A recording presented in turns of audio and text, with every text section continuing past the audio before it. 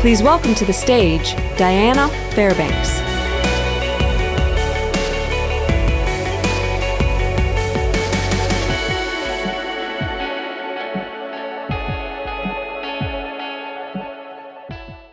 I'm a little nervous, which is weird because, as some of you know, I was a broadcast journalist for 17 years.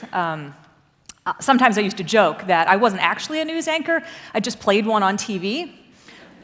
Because A, it's funny, and B, it's also true.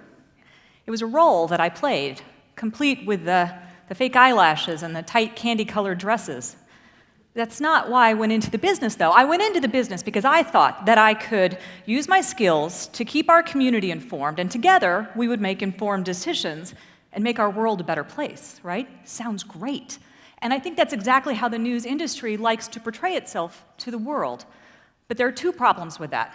The first is the metric that we use to judge our success, is the number of people who watch. The number of people who watch. That is the same metric that's used to judge the success of Wheel of Fortune, Law and Order, and every single Kardashian show, right?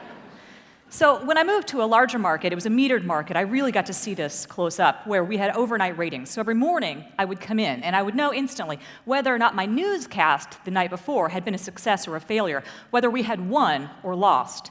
And we weren't just competing against other news stations, we were competing against everything. We were competing against reruns of 2.5 Men. And not only were we competing against a mediocre sitcom, but we were competing, and we were losing. Which leads me to point number 2. These ratings, these are not bragging rights. These ratings translate into real dollars. The higher the ratings, the more you can charge advertisers. That's how you pay your bills. So during the Great Recession, when we had to lay off 2/3 of our newsroom staff, it wasn't because we were doing a bad job serving the community. It was because our ad dollars had dried up. So how do you compete in this age of a fractured media landscape where people are fighting for eyeballs more than ever before? It's not enough to create good journalism. You also have to create good TV. So what is good TV? What does it have? Conflict, controversy, scandal, sex. I had to ask myself, am I part of the solution or am I part of the problem? And I realized that I was in a system that allowed a crackpot politician to say horrible, hateful things, playing to the camera, because he knew that we would put it on TV, and we did. And I was part of a system that allowed a madman to become infamous for gunning down a room full of first graders. So what do, right? Do you leave the only career you've ever known, the thing you're good at, the thing that you could stay in for the rest of your life and make a good living? Or do you walk away? I struggled with it privately for a really long time, and I finally had the courage to open up to a mentor about it, and he asked me, he said, look, is this the hill you want to die on? I thought, no, like I can do more, I need to do more, I have to do more, even if I don't know what or how.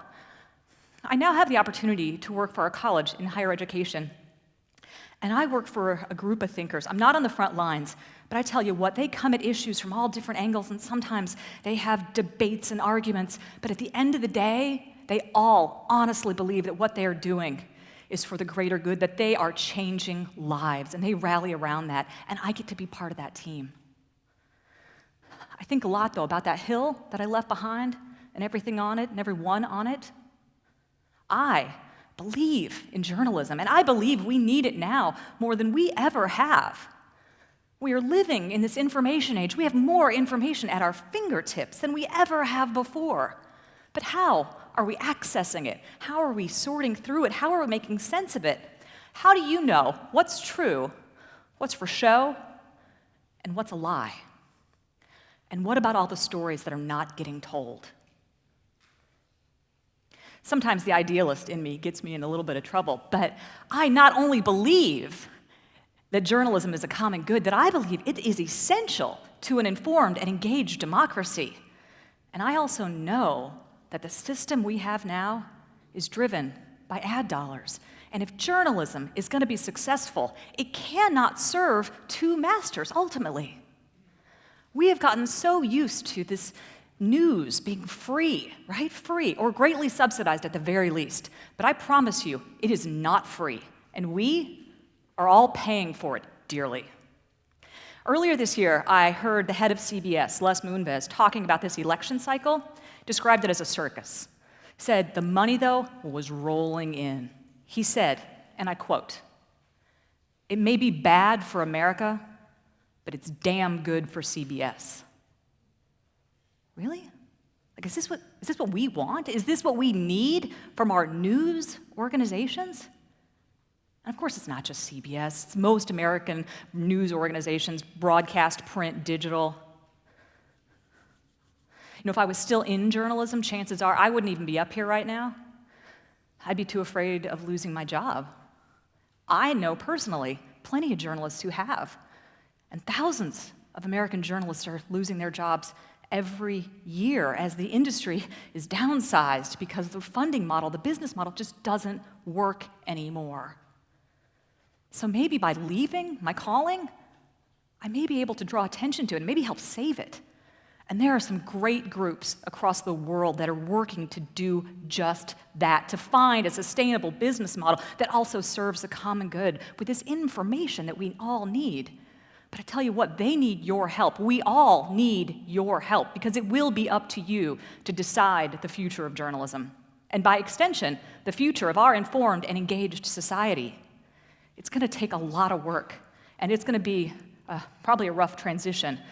But not only do I believe we can do it, I believe we have to do it. There are some things that we can do immediately, though. Immediately. Remember, I believe that the power to change journalism is in your hands. Just as in this fast food age, right, we have to be aware of the food that we put in our mouths so that we have healthy bodies. Please be aware in this information age that the information you choose to consume impacts the future of journalism and our world. Please be aware, be deliberate. Please know that everything you watch, everything you read, everything you click, it matters. You are deciding the future of journalism, whether you mean to or not. Because just as everything you read, click, watch, it all adds up and translates into real ad dollars, I promise you, it can also add up to real change. Thank you.